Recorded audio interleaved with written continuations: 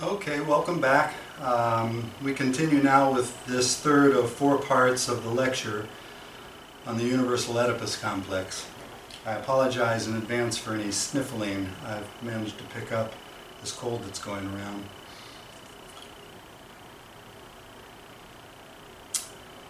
Okay, to begin with, on the lack of consensus regarding the Oedipus Complex. With regard to the perceived status of the Oedipus complex in psychoanalysis and anthropology, authors from both disciplines can be quoted as saying either that it is universally accepted or that it has disappeared completely. In the psychoanalytic literature addressing what Freud actually meant, or the most useful clinical application of Oedipal theory, the lack of consensus is also well documented. The continuing debate over the Universal Oedipus Complex is now 100 years old, and no interdisciplinary controversy is more apt to reflect the repetition compulsion due to the traumatic quality of its origins. The original and most enduring critique, Malinowski's Sex and Repression in Savage Society, from 1927, was published at a critical moment in the institutional histories of both disciplines and continues to resurface in a variety of new forms. Some authors even still refer to the Trobriand matrilineal complex as if it had been the final word, and as though Malinowski's critique has not by now been subjected to damaging re-examinations. There are those critiques that reaffirm Malinowski's conclusion that the Oedipus complex is a function of patriarchy and more or less a pathological symptom of it. Here's one example from the contemporary literature that repeats the old thesis that the Oedipus complex, quote, is culture-specific and an essentially pathological outcome of a male-dominated, class-structured society, end quote. It's especially important to underscore the fact that this argument allows for no contribution whatsoever from normal psychosexual development to a boy's aggressive and competitive rivalry with the father for the mother's affections. All such feelings must be pathological, and they can only be explained as symptomatic manifestations of the external parental environment. The author continues, or the argument continues, quote, the Oedipus complex is not built into the collective mind, but is found only under specific historical circumstances, such as societies with patriarchal authorization structures and competition for wealth that stimulate rivalry and hostility. Parents as agents of such a social order who harbor hostile and erotic feelings for their children bring the Oedipus complex into being where it may not exist, end quote. Melford Spiro's Oedipus and the Trobrians is arguably still the most effective refutation of this old thesis and demonstrates the manner in which, at least in Malinowski's case, it relied upon an idealization of Trobriand matrilineal and sexual customs, and a vilification of the Oedipal father of Western patriarchy, especially the bourgeois capitalist type.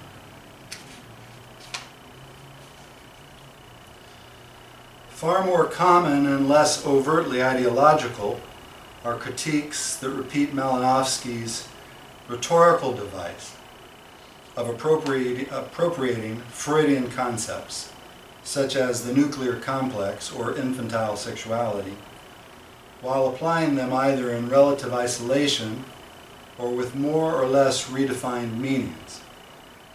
Here is just one example of the many examples that you can find.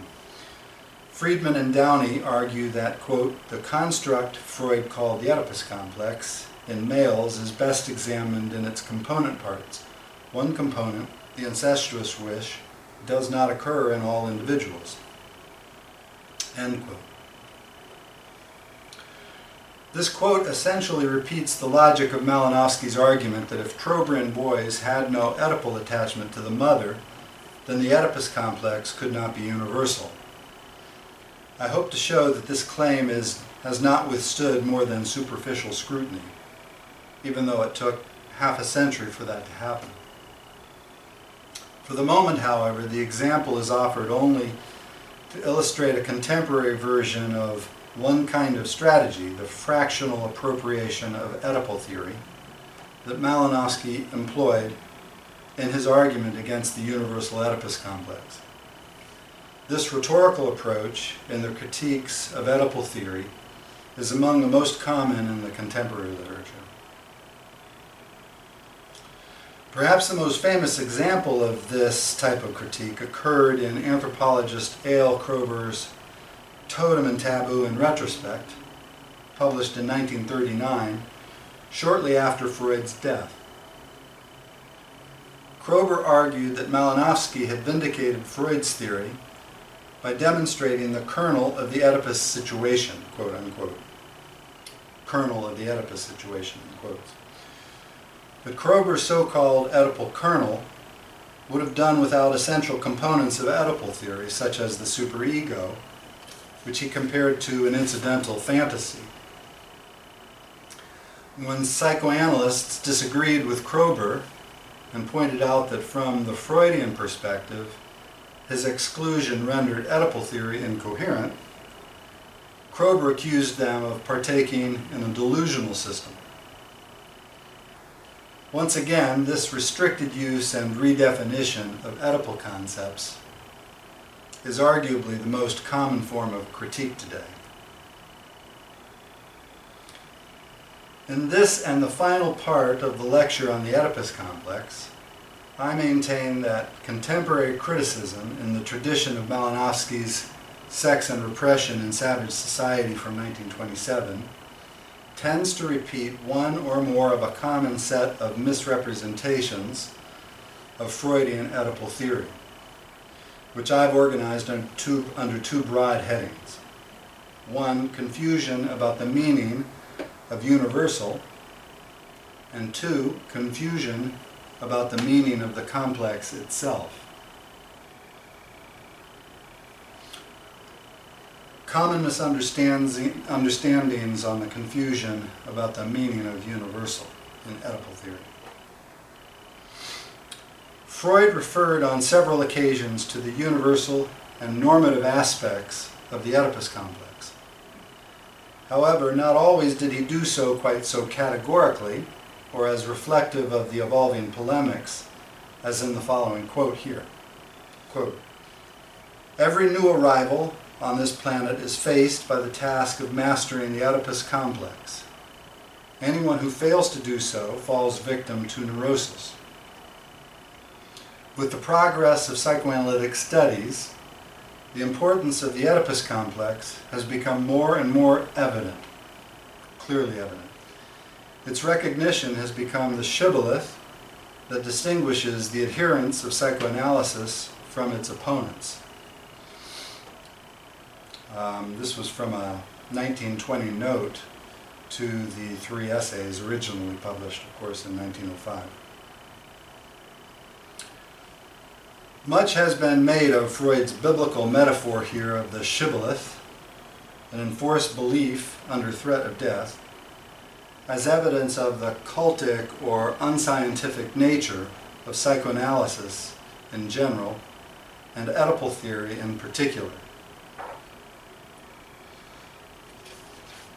To whatever extent these charges have been justified in relation to institutionalized aspects of psychoanalysis, perhaps most often made in reference to trends in American ego psychology, they address the actual substance of specific theory no more than ad hominem arguments do. It's also true that no scientific discipline advances without its defining theory. As long as theoretical constructs satisfy the general standards of scientific inquiry and are public, replicable, testable, broad in scope, and parsimonious, then they are the legitimate stuff of science. I've relied in this part of my discussion on Nigel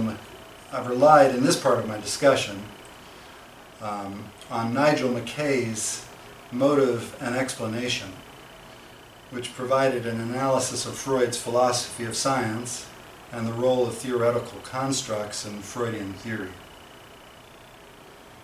In spite of criticism to the contrary, particularly any based solely on Freud's use of metaphors like the shibboleth, the actual principles on the basis of which Freud formulated his theories and revised them reflected a reasoned and viable philosophy of explanation. Mackay offers the example of how Freud's theory of motivation operated in the evolution of his structural approach, which in turn led him to the idea of the superego. Proceeding on the assumption that structure corresponds to function, Freud, quote, postulates a superego as the structural counterpart to moral and other functions of the person, end quote. Mackay continues with his description of Freud's manner of theorizing. Quote, one should note that usually there is an interaction of theoretical concepts and data. The use of theoretical concepts leads to expectations about psychological phenomena. As these phenomena are incorporated into the theory and its concepts change. This is how the theory develops. In this way, for example, the superego notion develops. Initially, it is merely an aspect of the ego assigned self-evaluative functions and is called the ego ideal. But it is a fruitful notion. It helps Freud understand the motives of repression, allows him to incorporate the facts of aggression into psychoanalysis, and enables him to assimilate cultural and social factors to the theory. As this happens, the concept itself changes until it is a major psychic structure, end quote.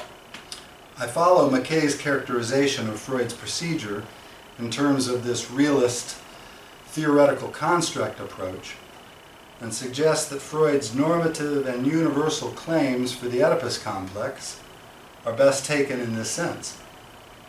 Mackay's account of Freud's scientific procedure with regard to building up of theoretical constructs and the constant testing and modification of them is also consistent with Freud's own thinking about the function of basic psychoanalytic concepts. Fundamental, quote, this is Freud, fundamental psychoanalytic concepts lay claim to the same value as approximations that belong to the corresponding intellectual scaffolding found in other natural sciences, and we look forward to their being modified, corrected, and more precisely determined as future experience is accumulated and sifted.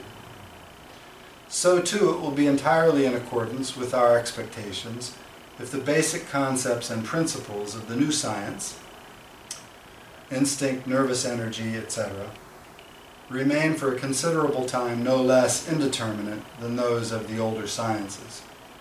End quote. It's important to remember that Freud defined Oedipal theory in universal terms at two different levels of conceptualization.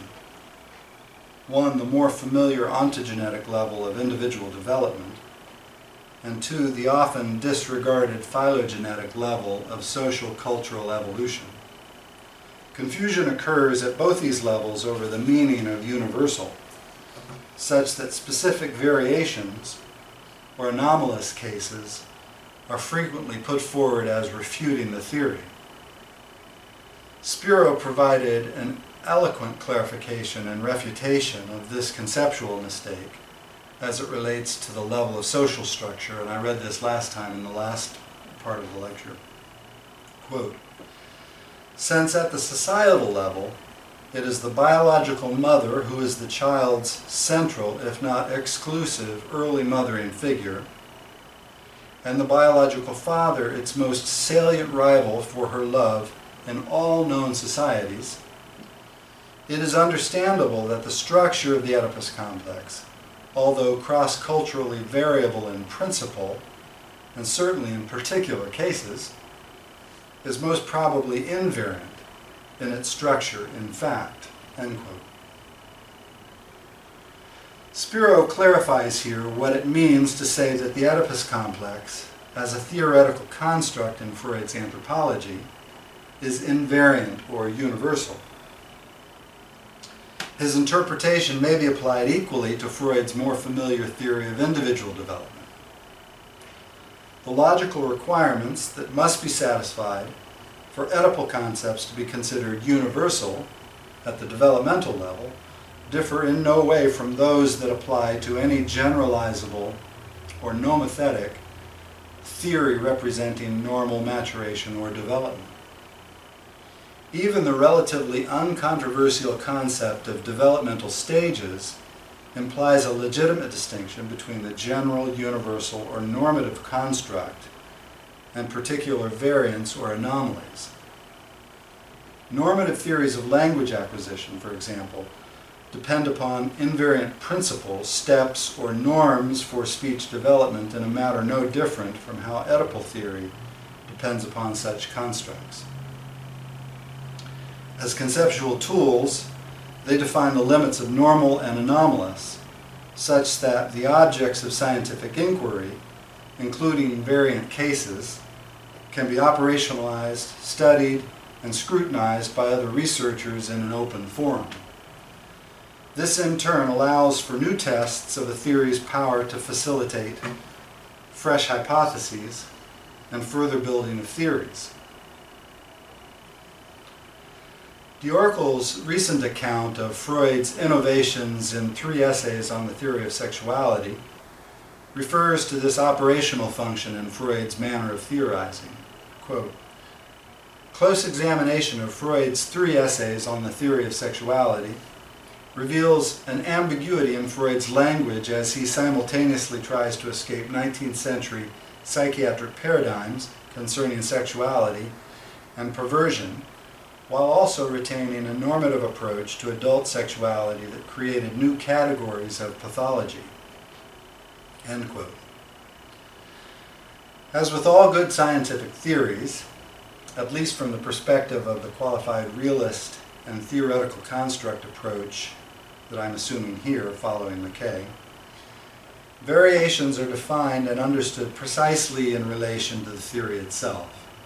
Indeed, this is one of the essential functions of useful scientific theories. In striking contrast to this view, even the most cursory PepWeb search now yields myriad examples of what has become a common rejection in psychoanalytic literature of all nomothetic or normative theories in general. Whether or not it's put so succinctly, all such approaches agree with the following author that, quote, "there is no universal normative developmental sequence," end quote. This obviously normative and universal rejection of all normative and universal theory must by definition also reject the Universal Oedipus Complex on the same theoretical grounds. However incoherent the rejection is from a strictly logical point of view. As the same author continues, the Oedipus complex, with its intrinsic teleologies and optimal developmental stages, as in the genital personality, is a fiction. My point in offering this contemporary quote is to show how such thinking is solidly in the tradition of Malinowski's own claim 90 years ago that there could be no such thing as a universal nuclear complex. In all fairness to Malinowski, however, a finer clarification has to be made here. Malinowski was a brilliant and pioneering ethnographer who could not have imagined an anthropology without lawful, nomothetic formulations. The polemical nature of the original debates can overshadow the fact that Malinowski agreed with Freud on the necessity of formulating cross-culturally generalizable scientific theories. And like Freud, Malinowski believed that human social institutions must be understood on the basis of their functional interrelationships and in relation to universal biological needs. Malinowski's epic Argonauts of the Western Pacific was an example of his groundbreaking exploration of these functional relationships. Malinowski's views on causal connections between human biology and society showed up during the debates with psychoanalysis and with Jones in particular, in his reasoning that father right would be a pathological phenomenon to the extent that it grants, quote, to the father social claims and prerogatives not commensurate with his biological propensities, end quote. I would argue that so far as it goes, and stated in this manner as a scientific hypothesis, this assertion is as useful and legitimate today as it would have been in 1927. It is certainly no more or less legitimate than the parallel claim that father right would be pathological to the same extent. It's noteworthy also that Malinowski's reasoning rejects a rigid biological determinism. It assumes a reciprocal and causal role for human nature, biological inheritance in other words, and human nurture, social and cultural inheritance, at one and the same time. This is simply a more specific instance of what Freud referred to as his ideological formula, or the complemental series. In fact, this assumption of a causal role for both nature and nurture was so fundamental to Freud's own thinking that any representation of Freudian theory that fails to account for it runs the risk of being a parody. In the last lecture, I quoted Horney from 1950 as an example of the neo-Freudian tendency to parody Freud's thinking in this way. Quote, Freud's evolutionistic, mechanistic thinking, according to Horney, implies that present manifestations not only are conditioned by the past, but contain nothing but the past. Nothing really new is created in the process of development, end quote.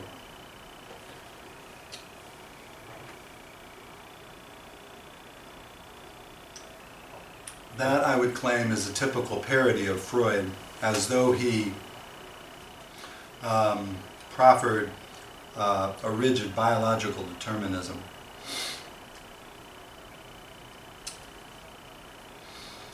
I've gone to some lengths now to stress that both Malinowski and Freud agreed on formulating lawful or universal constructs for the purpose of cross-cultural research, and that both recognized the reciprocal and causal roles of nature and nurture in explanations of human society. I'd like now to clarify and return to my statement that contemporary rejections of this kind of generalizing or nomothetic theory, and I gave the quote, the example, quote, there is no universal normative developmental sequence, end quote, from the current literature.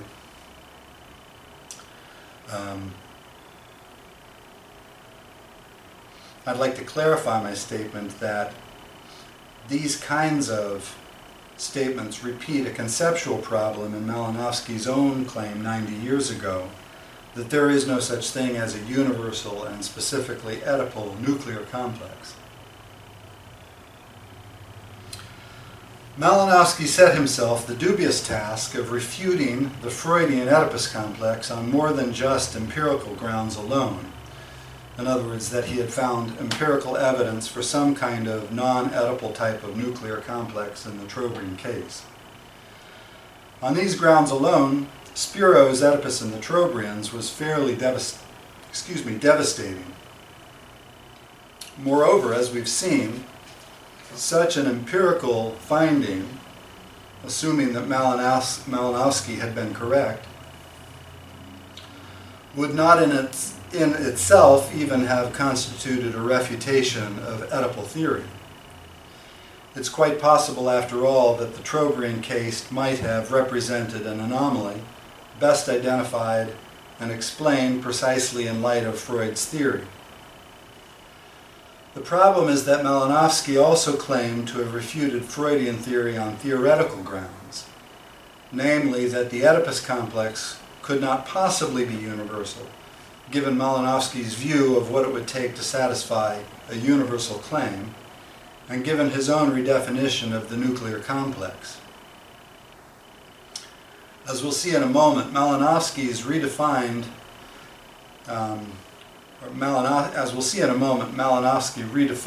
the nuclear complex as that system of sentiments that exists in family relations according to each particular society's family structures. There was nothing specific in his definition. The logic of Malinowski's thesis was that cross-cultural variations in family structures corresponded to varying nuclear complexes. In Malinowski's formulation, quote, "If the conflicts, passions, and attachments within the family vary with its constitution, as in fact they do, then the nuclear complex of the family cannot remain constant in all human races and peoples. It must vary with the constitution of the family," end quote. On closer scrutiny, it can be seen that Malinowski's argument depended upon a particular logical fallacy, one that returns again and again in contemporary critiques. The fallacy is what the philosopher Jürgen Habermas would call a performative contradiction. According to Malinowski's reasoning, his refutation of the Universal Oedipus Complex renders his own discovery of the matrilineal complex of matrilineal society incoherent, for the simple reason that there is not just one kind of matrilineal society. They are all different. They vary in the structure of their institutions, often profoundly so, according to a wide variety of qualitative and quantitative variables, all of which would influence the conflicts, passions, and attachments in each particular society. These variables include differing admixtures of kin reckoning and inheritance, institutions of power, such as matriarchal versus patriarchal, postmarital residence rules, such as matrilocal or patrilocal, duolocal, even neolocal, marriage forms, such as monogamous, polygamous, or polyandrous. Also, matrilineal societies in Africa differ from those in Melanesia, and regional differences occur even within a given country. On the basis of Malinowski's own reasoning, the most he could logically have claimed to have discovered was the Trobriand complex, but even this would have been saying too much, unless he had shown that the conflicts, passions, and attachments in family relations did not vary according to subtler differences from one Trobriand island to the next. Otherwise, he could only have claimed to have discovered the nuclear complexes of each particular community he observed. But Malinowski did not restrict himself to this empirical claim on strictly empirical grounds. He claimed to have discovered the matrilineal complex of matrilineal society, in striking contrast to the Oedipus complex of Western patriarchal society. And he concluded on theoretical grounds that his discovery refuted the Freudian Oedipus complex. In effect, Malinowski wished to have had it both ways. The Oedipus complex could not be universal if different family structures correspond to different conflicts, passions, and attachments, but the matrilineal complex could be applied in this universal or nomothetic sense to matrilineal society, in spite of the profound differences across all matrilineal societies. The identification of this logical fallacy of the performative contradiction in Malinowski's original critique is most important for our present purposes because it shows up again and again in contemporary critiques of Freudian Oedipal theory.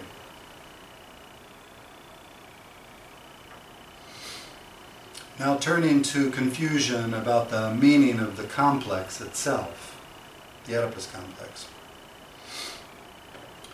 Turning now to the meaning of the complex itself, confusion occurs when the Oedipus complex, best characterized as a uniquely human developmental conflict involving multiple developmental lines, gets reduced to one or more of its components, or when the component concepts get redefined or misrepresented in some manner that renders the overall theory more or less incoherent.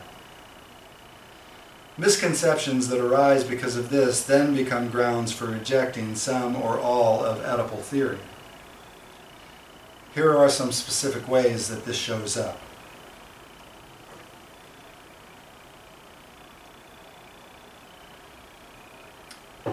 The Oedipus complex is frequently caricatured either in one-dimensional terms, such as solely in terms of its positive or heterosexual dimension, the positive Oedipal complex,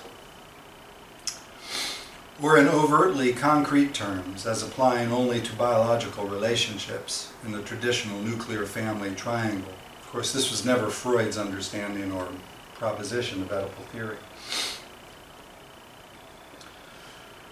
It would eliminate the Oedipus complex in any situation, say for example, adoption, where the child's parents aren't the biological parents, or intergenerational situations where the child's primary mothering figure is not the biological mother, but is some surrogate of that. Secondly, phenomena specifically related to Freud's phallic Oedipal stage, such as infantile sexual theories or libidinal aggressive objects or aims, become obscured and confused with those pertaining to post-pubertal and adult genital experience. One consequence of this is that the Oedipus complex is erroneously considered as synonymous with fantasies of incestuous intercourse and parricide, as these would be imagined or understood in strictly adult terms. This neglects Freud's later elaborations, or more full elaborations on the Oedipus complex, and obscures the profound differences between phallic Oedipal and post-pubertal object relations, ego and drive development in Freudian theory. It also obscures the role of unconscious mental representations of Oedipal objects from childhood, which get confused with actual persons in the external world. Malinowski, for example, considered the denial of conscious sexual fantasies on the part of Trobriand men for their actual aging mothers as evidence against the Oedipus complex. This confusion not only mistakes the past for the present, but it also eliminates the essential distinction in Freudian theory between external reality and psychic reality, which is central to all of Freud's thinking. Next, the proper relation of pre-Oedipal to Oedipal stages in Freud's mature developmental model becomes obscured, such that these stages become conflated, or on the other hand, poorly integrated conceptually. Oedipal dynamics are described as arising from scratch, as it were, without reference to the pre-Oedipal determinants or distortions of the form the Oedipus complex takes. Conversely, pre-Oedipal manifestations are described in pristine terms, without reference to the manner in which they are inflected through the prism of Oedipal and post-Oedipal stages. Another particularly unfortunate consequence of this has been a sort of splitting in the history of pre-Oedipal and Oedipal theorizing in psychoanalysis, such that one is represented either as more or less important somehow than the other, which is a non sequitur. Finally, critics have failed to deal squarely with the fact that Freud based Oedipal theory solidly upon one particularly unique and fascinating feature of human biology, namely the premature timing of genital drive development relative to the protracted dependency of the human child. In no other animal species is this lack of synchrony between the early arrival of genital impulses and the much later achievement of reproductive and social independence so pronounced as it is in Homo sapiens. Evolutionary biology has only confirmed and strengthened Freud's many references to this developmental incongruity and the human co-adaptations that correlate with it. No matter the circumstance or culture, all humans lucky enough to survive the dangers of childhood must master this developmental conflict. And human communities rise and fall, in part, according to how well they provide institutionalized solutions to facilitate this mastery. We'll return to the implications of this later in the next part of the lecture.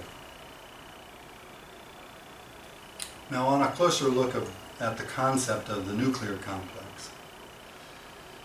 Since the concept of a nuclear complex has been so central to the debate over the Oedipus complex, it's useful to clarify in more detail the difference between Freud's use of this concept and the anthropological appropriation of it that first arose in Malinowski's critique of Totem and Taboo.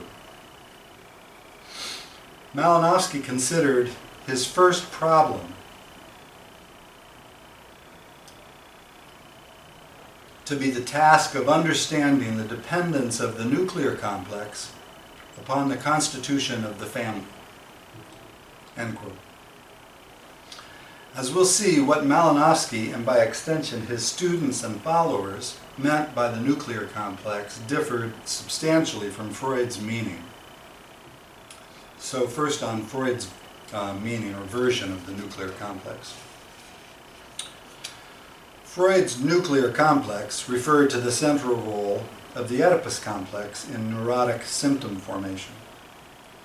The persistence into later life of unconscious conflicts associated with infantile genital desires and jealous hate in the Oedipal triangle of childhood represented for Freud, quote, the nucleus of perhaps every psychoneurosis, end quote. So important has been this discovery of the nuclear complex in relation to neurotic symptom formation for psychoanalysis that Greenberg recently was moved to describe it in these impassioned terms, quote, the Oedipus complex is the greatest monument we have to the timeless power of childhood. Etched forever in the unconscious, Oedipal wishes, fears, fantasies, and impressions continue to shape experience throughout life.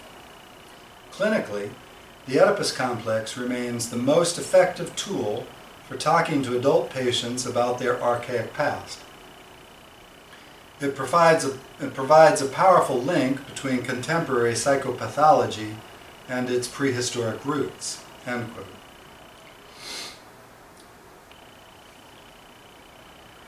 That's Greenberg from 1991. Beyond this specific relation to psychopathology, however, the Oedipus complex, together with its resolution, was nuclear also by virtue of its crucial role in normality, including normal conscience formation, mature psychosexual functioning, and the satisfactory relinquishment of childhood attachments in Freud's theory. It was, quote, at once the climax of infantile sexual life and the point of junction from which all of its later developments proceeded, end quote. That's from an autobiographical study. Van Hout, from 2016, referred recently to this normative function of the Oedipus complex that structures the development of the human psyche in the infantile period and that regulates our progressive inscription in the world of culture, end quote.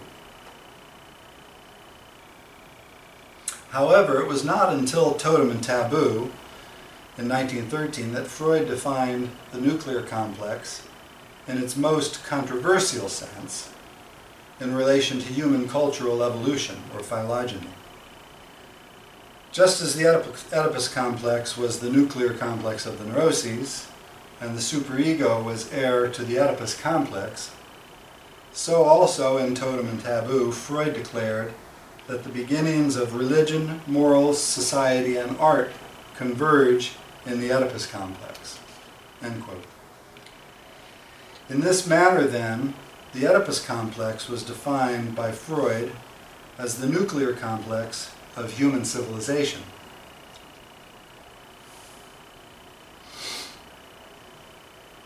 And that was Freud's assault on the ethnology of his day. On Malinowski's version, then, the explanatory breadth and systematic interrelation of concepts involved in Freud's Oedipal theory was lost with Malinowski's redefinition of the nuclear complex. Malinowski explained that he employed Freud's term, the nuclear complex, in order to adapt ourselves to psychoanalytic terminology, end quote.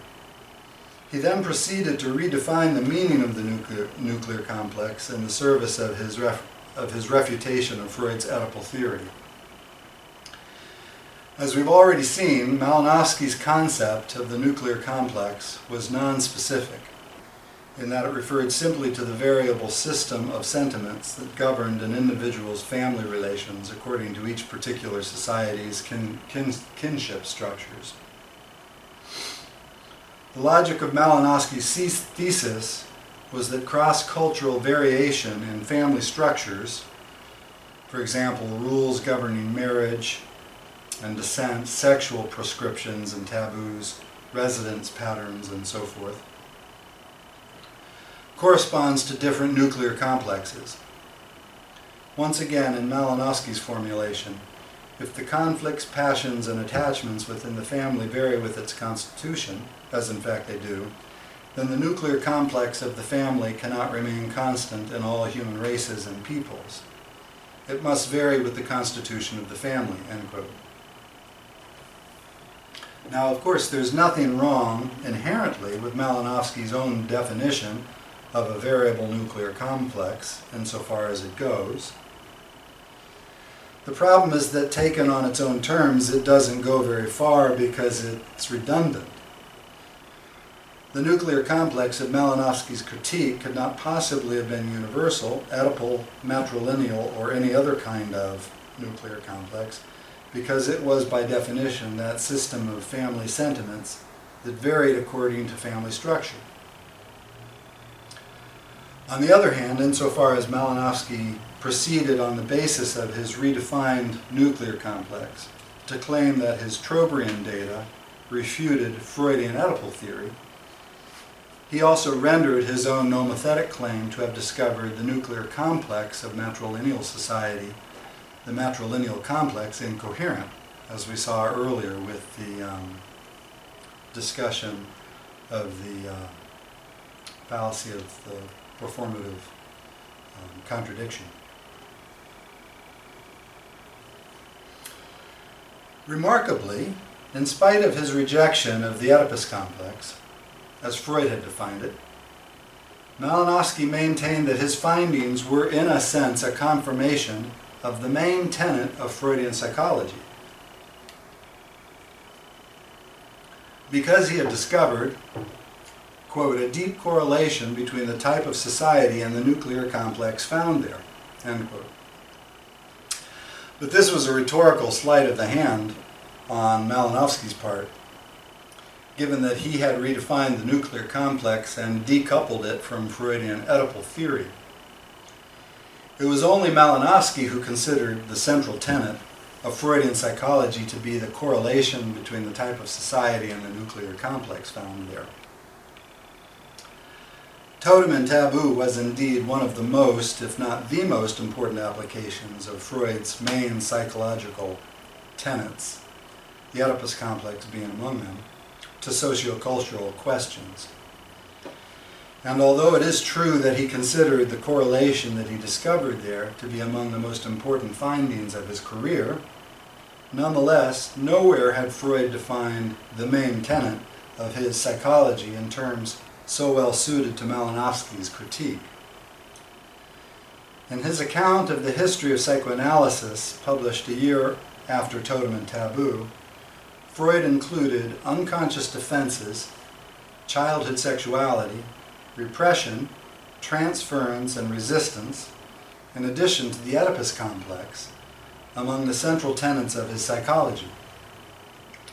Later in The Ego and the Id, he referred to the differentiation of unconscious and conscious as the first shibboleth of psychoanalysis, once again using the infamous metaphor, and stressed that the property of being conscious or not, quote, the property of being conscious or not was, in the last resort, our one beacon light in the darkness of depth psychology, end quote.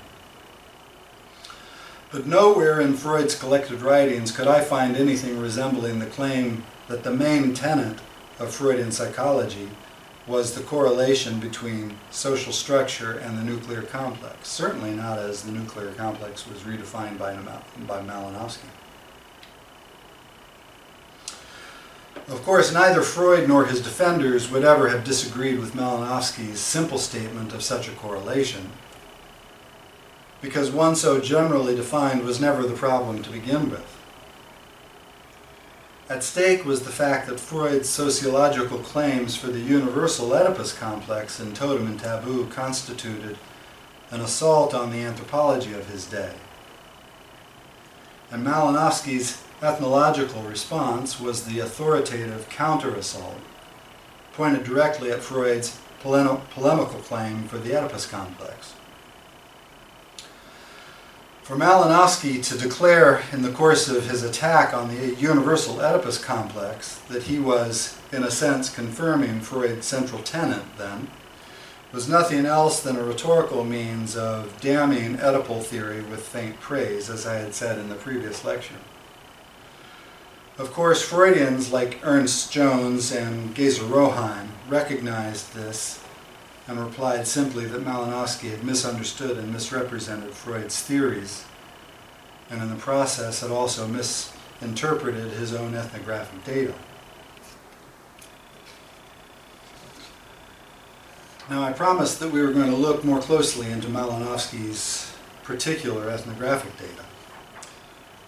So let's look more closely at some specific aspects of Malinowski's original critique, and this will help our concluding discussion of the contemporary debates. So on the absence of incest motivations for the mother in Malinowski's ethnography. In Trobriand matrilineal society, according to Malinowski, a just-weaned boy of 3 to 5 years of age had no incestuous longings for the mother and had no sexual rivalry whatsoever with the mother's sexual partner, who was very much the biological father. In fact, where Malinowski said the boy's rivalrous hate did occur toward the maternal uncle, it was only at puberty and had nothing to do with murderous fantasies toward a competitor in a phallic stage sexual triangle. The dynamics of the Trobriand matrilineal complex, as Malinowski formulated it, were essentially dyadic in nature in this sense, and the boy's hate toward the maternal uncle was due simply to the latter's legal, social authority over him. As Spiro pointed out, the triadic Freudian model of Oedipal dynamics, where hate is a function of frustrated desire and competitive phallic rivalry with the father, simply disappeared in Malinowski's formula. The Oedipal age Trobriand boy's incestuous longings showed up toward the sister in Malinowski's account, around whom strict incest taboos adhere. However, from the point of view of Freudian theory, these incestuous longings can in no way be construed as Oedipal in nature in Malinowski's account. In his portrayal of Trobriand psychosexual development, the incestuous longings toward the sister were not the result of a displacement of any repressed sexual attachment to the mother. Malinowski insisted that the Oedipal age boy's sexual attachment to the mother was already extinguished spontaneously by virtue of its previously unfettered expression. This is before the phallic Oedipal stage of Freudian theory. With regard to the boy's sentiments toward the mother, quote, nothing suppressed, nothing negative, no frustrated desire forms a part of them, end quote. For Malinowski, this was a consequence of the sexually permissive matrilineal Trobriand culture, where there was, quote, no repression, no censure, no reprobation of infantile sexuality of the genital type, end quote.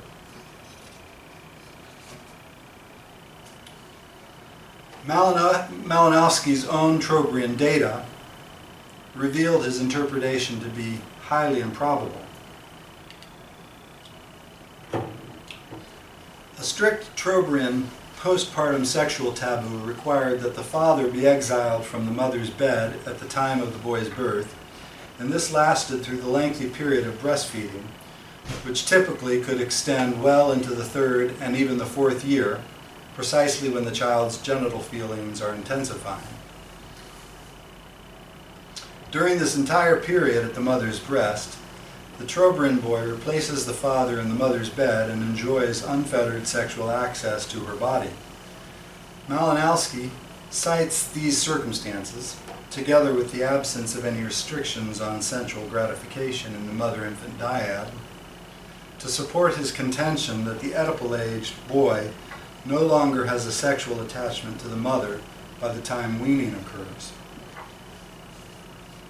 Spiro in Oedipus and the Trobrians has a nice discussion about the fact that Malinowski gives no explanation about why the genital feelings for the mother would just spontaneously disappear, and also presents the data that had been available at that time to Spiro, that in fact the opposite is the case. Particularly from his own research in the kibbutzes in Israel. In Malinowski's account of weaning, there is nothing stressful for the Trobriand child because it takes place, quote, at a moment when the child neither wants nor needs the mother's breast anymore, end quote. The long, blissful harmony of the pre-Oedipal phase, during which the boy's, quote, undiminished, passionate desire, end quote, was given full rein, is described as causing the complete extinguishing of any sexual attachment, because, quote, all the infantile craving of the child for its mother is allowed gradually to spend itself in a natural, spontaneous manner, end quote.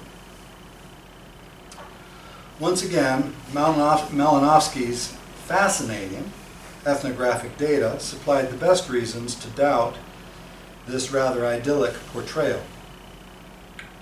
We learn from his own account that in the process of being weaned, the Trobriand boy is expected not only to forfeit the mother's breast, but the mother as well. In fact, he must be exiled from the mother. Custom requires that the boy be separated from the mother and sent to the father's village until the actual process of weaning is complete. Here is Malinowski's description of the process. Quote, during the weaning, the child is separated from the mother and sleeps with the father or with its paternal grandmother. When it cries at night, a dry breast is given to it, or some coconut milk. If it is fretful and loses condition, it is taken to some distant village where it has relatives, or from inland villages to the seaside, so that it may regain its normal health and good spirits, end quote. Remarkably, Malinowski seemed not to have noticed that his account is self-contradictory and missed an obvious point with regard to the enforced child extrusion. For if weaning were as spontaneous and non-conflictual as Malinowski assessed it to be, and if it were true that this was because the child, quote, neither wants nor needs the mother's breast anymore, end quote, there certainly would be no need to separate the child from the mother's village in order to facilitate the weaning. Now, the simultaneous loss of the mother's breast, her bed, her, and the village, in order to facilitate weaning, is analogous to a second extrusion from the mother's village that takes place at puberty in the Trobriand Islands and similar societies, similar traditional societies. In fact, cross-cultural surveys of these customs demonstrate that where infant extrusion at weaning is weakly enforced or missing in such societies, the extrusion at puberty becomes even more indispensable and is more likely to be paired with violent and painful puberty rites of initiation into manhood. This finding represents powerful evidence that both types of extrusion and the severe initiation rites in such societies, like the Trogrians, share common functions in relation to managing the boy's remaining identification and strong libidinal attachment to the Oedipal and pre-Oedipal mother. It also underscores the positive correlation that exists between the level of violence deemed necessary in such societies to ensure the pubertal boy's identification with his collective fathers during rites of initiation, and the limits this imposes upon his sexual and aggressive drives on the one hand, and the power of his remaining identification with the mother and libidinal attachment to her on the other hand, even going into puberty. The overall picture that emerges here corresponds to the relationship between individual development and collective institutions, or corresponding to the relationship between individual development and the collective institutions, supports the more obvious or face-valid conclusion made by Spiro and others that, contrary to Malinowski's claim, the Oedipus complex not only exists in Trogrian society, but remains even more intense and unresolved than is typical in Western, European, and American societies. And Spiro and others have presented ample evidence for this. Okay, so in the next and final part of this one lecture on the Universal Oedipus Complex, we'll continue with Malinowski's thesis and conclude with our final discussion relating to contemporary formulations. Thank you.